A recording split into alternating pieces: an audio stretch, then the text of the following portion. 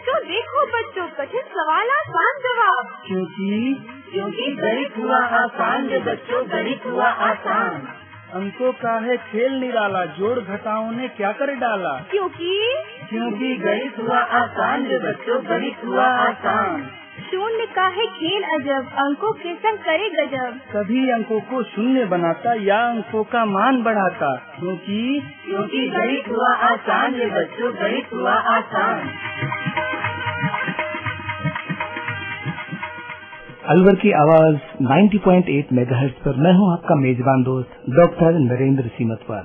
गणित हुआ आसान के आज के इस अंक में हमारे साथ हैं IET इंजीनियरिंग कॉलेज कैंपस से एसोसिएट प्रोफेसर धीरेन्द्र सिंह और उनके साथ हैं कम्युनिटी के कुछ बच्चे। आज हम जानेंगे क्वाड्रेटिक इक्वेशन यानी कि द्विघात समीकरण क्या है।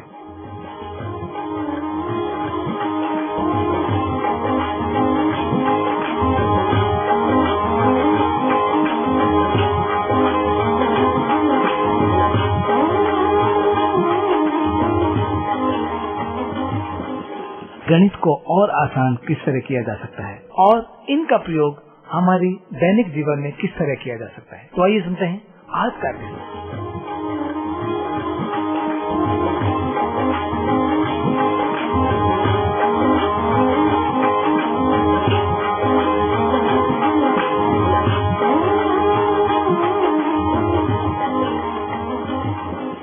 नमस्कार छात्रों, मैं Dhirendra Singh, associate professor IIT Alwar Rajasthan.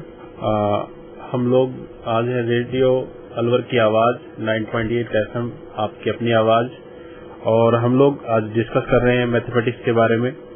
Mathematics में टॉपिक आपका क्वाड्रेटिक इक्वेशन यानी कि द्विघात समीकरण, जिसको हमने पहले भी वास्तविक रियल सिचुएशन में या रियल नंबर सिस्टम में हमने डिफाइन किया था। आज हम इसके डिस्कस करेंगे कॉम्प्लेक्स नंबर सिस्टम में सम्मिश्र संख्याओं के लिए कि जो द्विघात समीकरण है उसका जो सॉल्यूशन है वो सम्मिश्र संख्याओं में कब एग्जिस्ट करता है, कब उपस्थित होता है और कब ये आता है। आज के इस एपिसोड में हम द्विघात समीकरण का जो हल है वो कंप्लीट समझाने की कोशिश कर रहे हैं, क्योंकि इससे पहले प्रोग्राम में हमने जो सॉल्यूशन दिया था वो सॉल्यूशन रियल नंबर सिस्टम में तो एग्जिस्ट करता था, लेकिन एक ऐसी कंडीशन भी है जिसमें जो हमारा सॉल्यूशन है वो रियल यानी कि वास्तविक नंबर सिस्टम में एग्जिस्ट नहीं करता है। उसके लिए हमें अपने सिस्टम को एक्सटेंड करना पड़ेगा, अपनी पद्धति जो अपनी वास्तविक संख्या पद्धति है उसको एक्सटेंड करना पड़ेगा, उसका विस्तृत करना पड़ेगा, और जो विस्तृत होगा वो नया जो सेट बनेगा, नया जो सिस्टम आएगा उस सिस्टम को हम बोलते हैं कॉम्प्लेक्स नंबर सिस्टम। तो हम जो है आज सिखाएंगे कि किस प्रकार से किसी क्वाड्रेटिक इक्वेशन का सॉल्यूशन जो कि वास्तविक संख्या पद्धति में उपस्थित नहीं है वो आपका कॉम्प्लेक्स नंबर सिस्टम यानी कि सम्मिश्र संख्या पद्धति में उपस्थित होता है।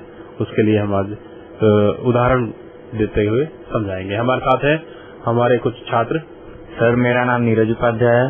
जी, नीरज जी है हमारे साथ में। सर, मैं मानव शाह IIT अलवर से। मानव मैं सरोज कुमार झा और सरोज जी है हमारे पास।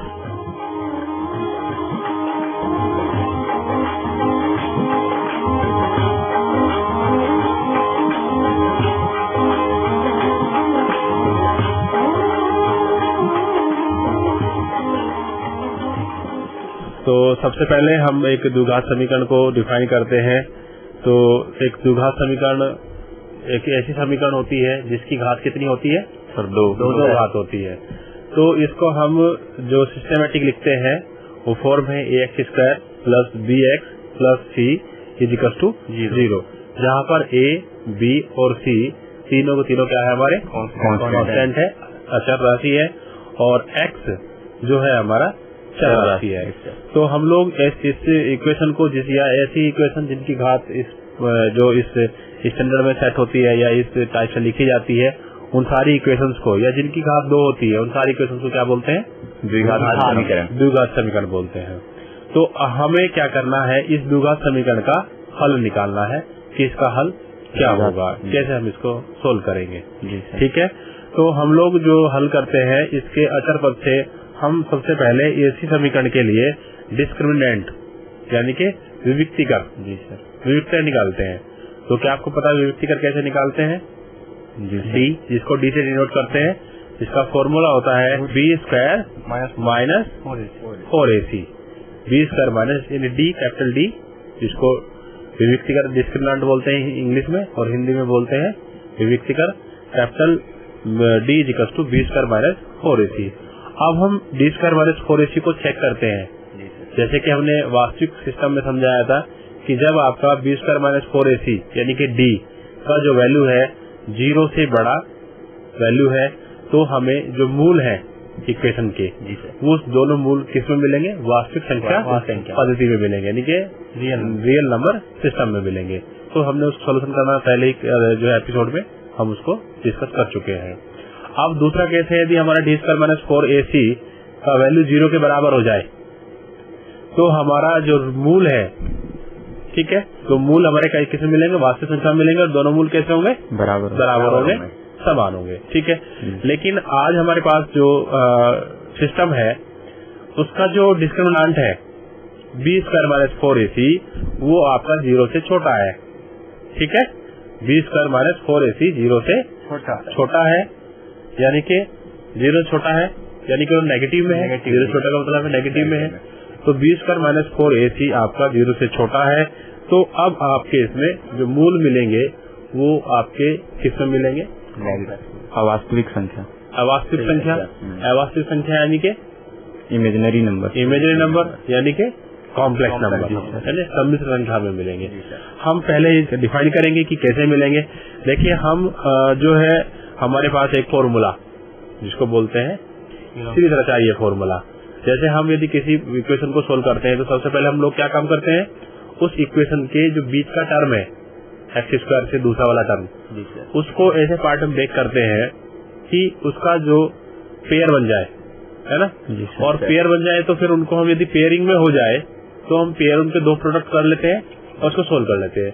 लेकिन जब ये डिस्क्रिमिनेंट नेगेटिव होगा तो ऐसा कोई पेयर एग्जिस्ट नहीं करेगा। तो इस कंडीशन में हम अपनी इक्वेशन को त्रिज्याचार्य फॉर्मूले से सोल्व करते हैं, जो कि इस प्रकार से है।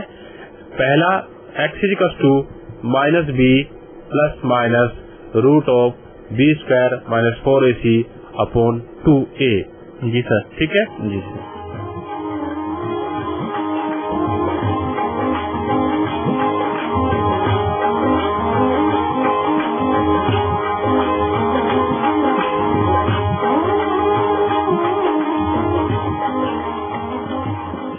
तो हमारा जो फॉर्मूला है वह है त्रिज्याचार्य formula, X is equal to minus B plus minus root of B square minus 4ac upon 2a। जी सर। अब हमने बताया कि हमारी जो कंडीशन है, इस कंडीशन में आपका बी स्क्वायर माइनस 4ac, आपका बी स्क्वायर माइनस 4ac किसे मिलेगा?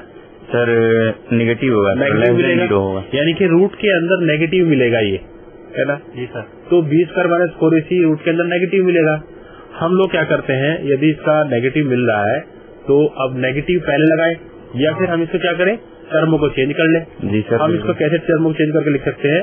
हम लिख सकते हैं X is equal to minus B plus minus root 4ac minus B square into root of -1। जी सर। अच्छे से पहली क्लास में हमने बताया था कि रूट ऑफ -1 क्या होता है? आयोटा। तो हम इसको आयोटा से मल्टीप्लाई कर देते हैं। इस प्रकार से हमारे पास जो है मूल का वैल्यू आया X is equal to minus B plus minus root of 4ac minus B square iota upon 2a। तो हमने जाना कि यहाँ पे जो अब पद्धति है, क्योंकि आयोटा आप रियल नंबर पढ़ते हैं क्या? नहीं सर, नहीं पढ़ते हैं। तो अब हमें अपने नंबर को क्या, नंबर सिस्टम क्या करना पड़ेगा? एक्सटेंड करना पड़ेगा, विस्तृत करना पड़ेगा। जी सर। तो विस्तृत करने के बाद ये जो नंबर सिस्टम आएगा इसको क्या बोलते हैं? Complex number system.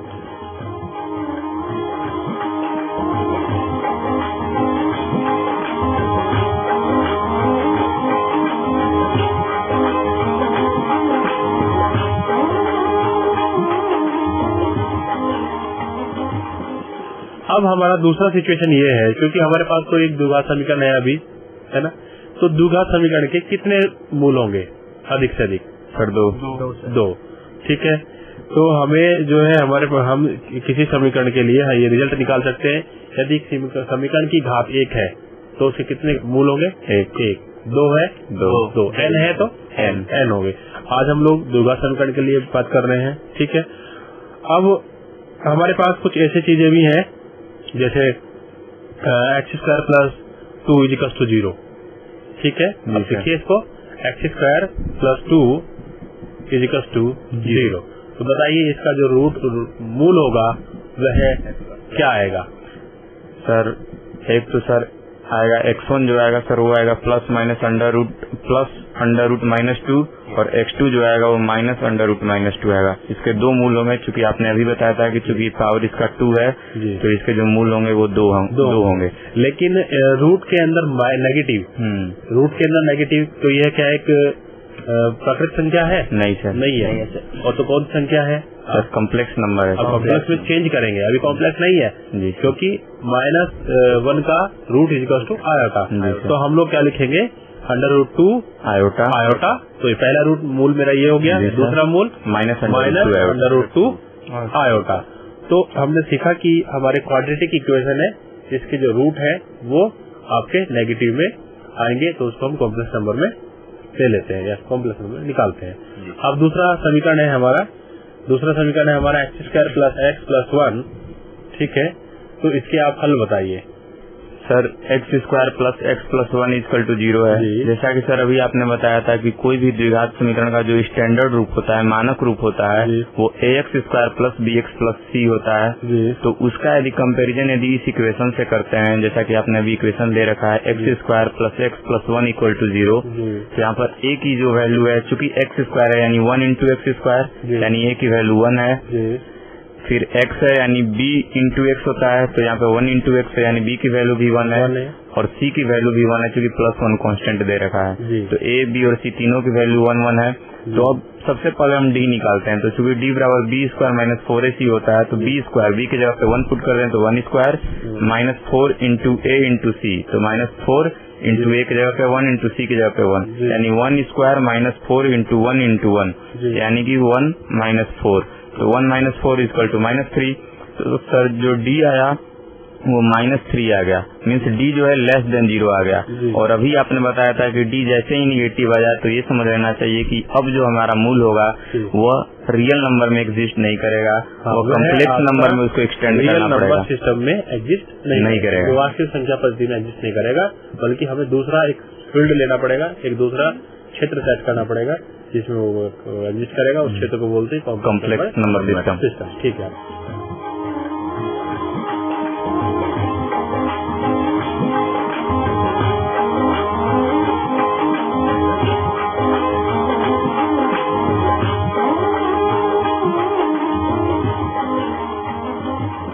सर अब इसका जैसा कि अभी आपने बताया था कि जो मूल होता है तो x = -b प्लस -√d, जहाँ d = b² - 4ac होता है अपॉन 2a होता है।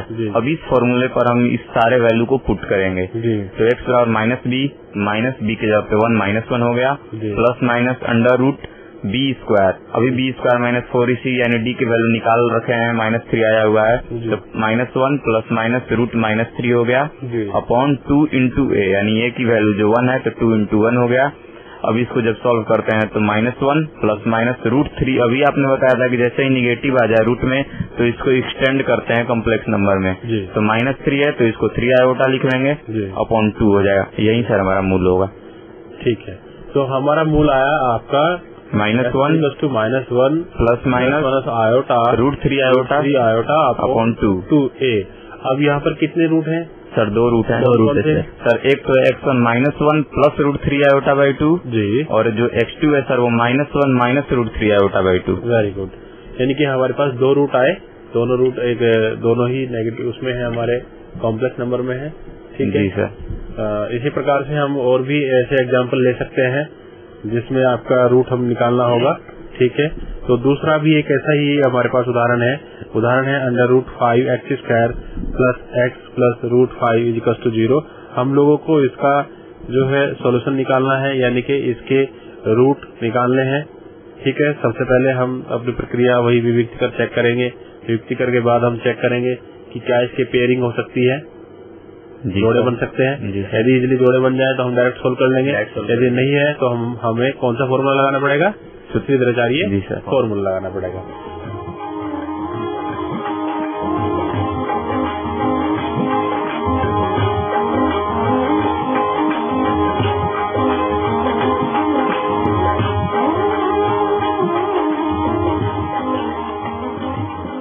तो इसके साथ ही हमारा एक क्वेश्चन है। हमारे पास अगला क्वेश्चन है √5x² + x + √5 = 0। ये हमारा क्वाड्रेटिक इक्वेशन के फॉर्म में है, जो ax² + bx + c = 0 है। इसका सबसे पहले हम लोग d निकालेंगे। तो d निकालने का मतलब फॉर्मूला d = b² - 4ac।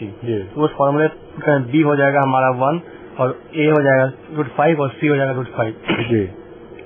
ऐसा करने से हमारा d निगेटिव आ रहा है -19 और d जब निगेटिव आ रही है मतलब ये रियल पार्ट इमेजिनरी पार्ट में आ रहा है।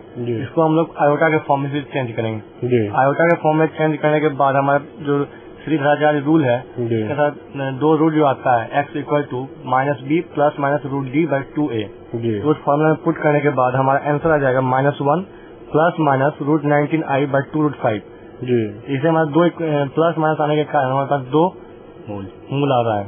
एक -1 + √19i/2√5 और दूसरा -1 - √19i/2√5। जी, तो इस प्रकार से हमने सीखा कि इसका जो है समीकरण हमारे रियल नंबर में एग्जिस्ट नहीं करती है, उनका भी हम सोल्यूशन निकाल सकते हैं और वो हमारा कॉम्प्लेक्स नंबर सिस्टम में एग्जिस्ट करेगा। जी सर।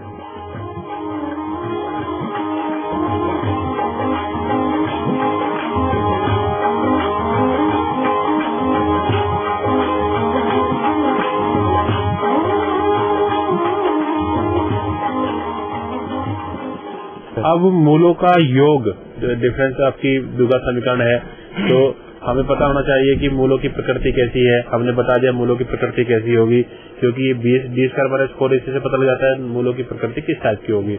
लेकिन यदि हम उनकी प्रॉपर्टी भी चेक करें, यानी कि एक मूल दिया हुआ है, एक मूल हमें नहीं पता है, हमें इक्वेशन दी गई है, तो क्या हम दूसरा मूल कैलकुलेट कर सकते हैं? जी सर, कर सकते हैं। इसमें कौन कौन सी चीजें हम यूज करेंगे? मूलों का योग। मूलों का योग क्या होता है? फॉर्मूला क्या होगा मूलों के योग का? मूलों का योग सर b/a होता है, माइनस b/a, यानी कि माइनस x का गुणांक बटे x² का गुणांक। नो x² का गुणांक। ठीक है। मूलों का योग बराबर -x का गुणांक अपॉन x² का गुणांक, यानी कि -b/a। और मूलों का प्रोडक्ट c/a, यानी कि मूलों का गुणनफल हमें निकालना हो तो हम लोग लिखेंगे कांस्टेंट, यानी कि अचर पद अपॉन x² का गुणांक। तो इससे हमें यदि एक पद हमारे पास नहीं है ना? जी सर, एक पद नहीं है, इनके एक मूल नहीं है और दूसरा मूल हमें निकालना है। जैसे हम अपनी इक्वेशन ले लीजिए, एक इक्वेशन ले लीजिए, x² + 3x + 1 = 0। जी सर। इसमें पहले हम मूल चेक करते हैं कि क्या क्या मूल होंगे इसके, बताइए।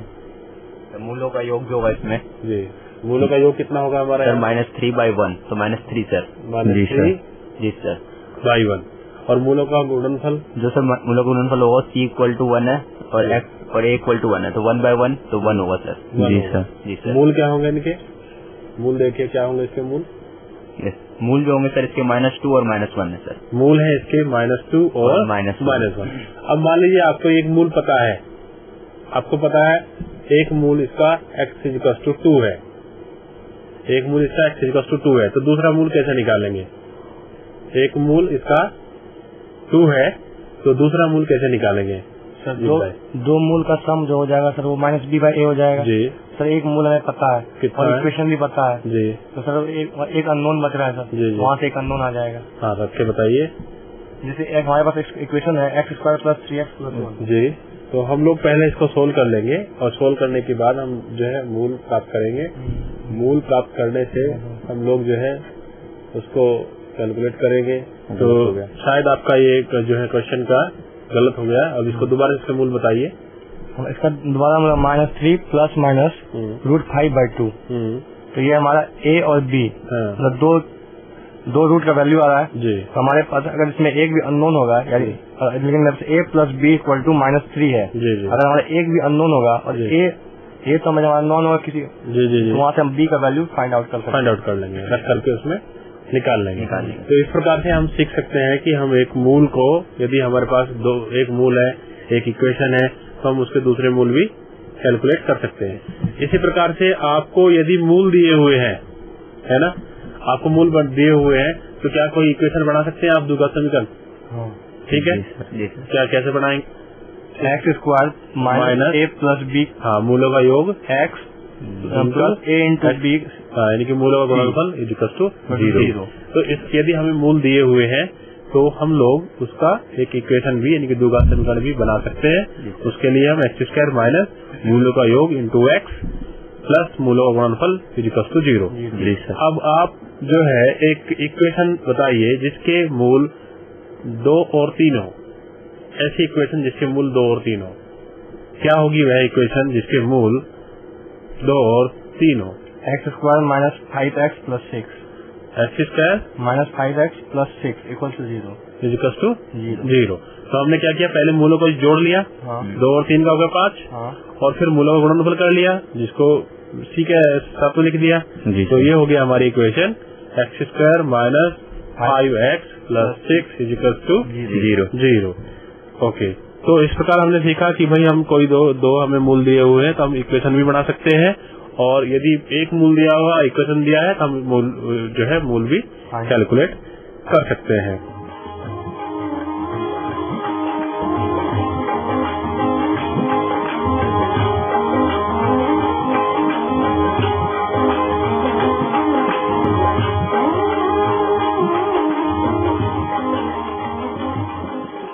अब हम मूलों की स्थिति के बारे में हम आपको समझाते हैं। ठीक है, अभी तक आपने देखा कि मूलों की जो है नेचर, प्रकृति क्या हो सकती है, लेकिन हम मूलों की स्थिति क्या क्या हो सकती है ये भी हम आपको जानकारी देना चाहेंगे। जैसे हमारे पास इक्वेशन है X square plus B X plus C equals to 0। ठीक है जी sir, X square plus B X plus C equals to 0 हमारे पास इक्वेशन है, और हम इसकी स्थिति की मूल कहाँ होंगे, इसके किस टाइप के मूल होंगे जी सर, इसके लिए हम आपको बता देते। तो हम पहला केस डिस्कस कर सकते हैं, यदि दोनों मूल के से अधिक है, यानी किसी नंबर से अधिक है, के यानी रियल नंबर इससे अधिक है, तो क्या सिचुएशन हो सकती है? यहाँ पर 3 सिचुएशन हो सकती है। एक पहली सिचुएशन है कि इसका डिस्क्रिमिनेंट 0 से बड़ा होगा। दूसरी स्थिति हो सकती है K is less than minus B upon 2a। जी सर। तीसरी स्थिति हो सकती है a यानी कि जो आपका एक्स स्क्वायर का गुणांक है इंटू एफ ऑफ के उस फंक्शन के अंदर में रख करके वो आपका वैल्यू के 0 से बड़ा होगा। ठीक है, दूसरी स्थिति क्या हो सकती है भाई, यदि के से कम है तो हमने 3 सिचुएशन बताई।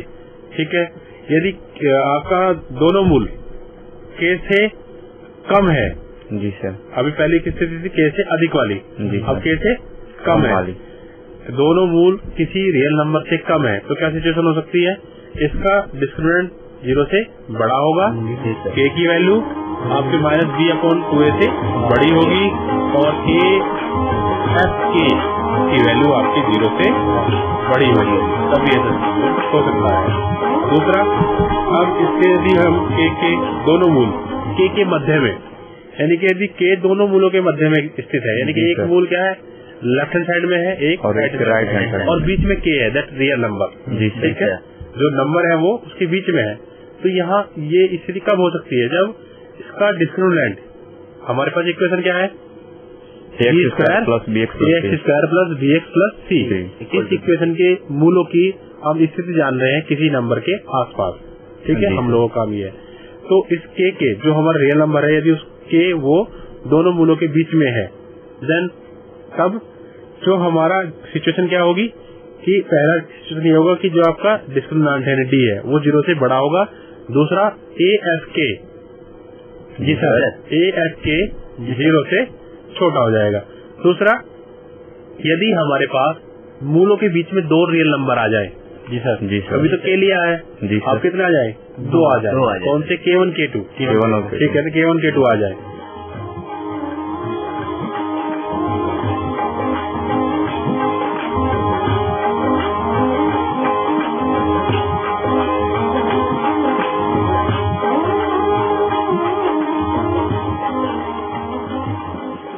तो K1 K2 मूल के बीच में स्थित होंगे, अंतराल में स्थित होंगे।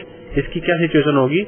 ये पहली सिचुएशन होगी f of K1 और f of K2 less than 0 and discriminant always greater than 0, जो कि आपने नहीं पढ़ा, बल्कि हम जो हायर एजुकेशन है जिसमें न्यूमेरिकल एनालिसिस का जो एप्लीकेशन होता है, जिसमें आपका फॉर्मूला होता है, पिकार्ड मेथड है, आपका रंगा कट्टा है और दूसरे मेथड भी है। ये थोड़ा हायर एजुकेशन में आ गया है, वहाँ पर इन लोगों को इन चीजों को डिस्कस करते हैं। जी सर।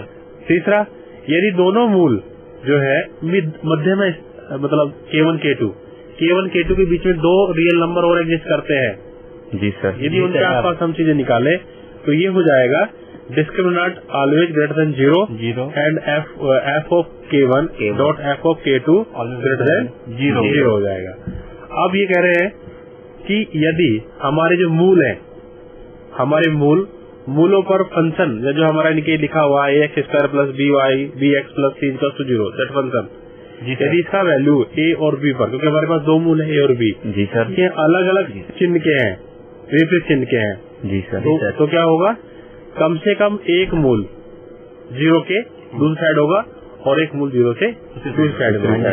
लेकिन यदि यही इन दोनों के चिन्ह समान है, जी सर, ठीक है, तो या तो कोई भी मूल सम नहीं होगा, जी सर, सम संख्या में नहीं होगा, है ना, या फिर मूलों का अस्तित्व मिट जाएगा, यानी कि मूल होंगे ही नहीं।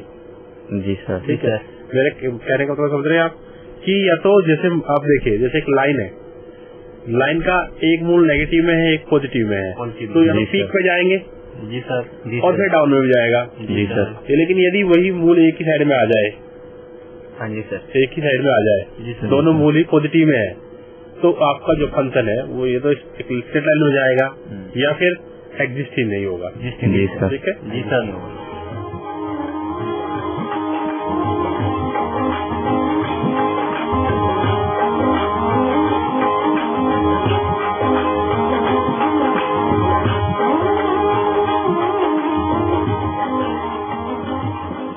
तो इस प्रकार से मूलों की प्रकृति, मूलों का अस्तित्व कि कहाँ मूल एग्जिस्ट करते हैं, रियल नंबर के किस साइड में एग्जिस्ट करते हैं, और हमने आज इस क्लास में सीखा कि कैसे हम किसी द्विघात समीकरण का जो हल है, मूल है, वो रियल नंबर में ना होकर के किसी दूसरे सिस्टम में, दैट इज कॉम्प्लेक्स नंबर में कैसे कैलकुलेट करते हैं, फाइंड आउट करते हैं। जी सर, ठीक है।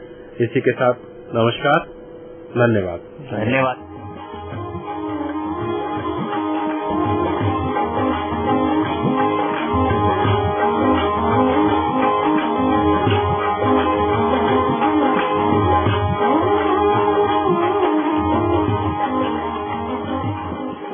आज हमने जाना क्वाड्रेटिक इक्वेशन यानी कि द्विघात समीकरण क्या होता है और उसका इस्तेमाल दैनिक जीवन में किस तरह किया जा सकता है।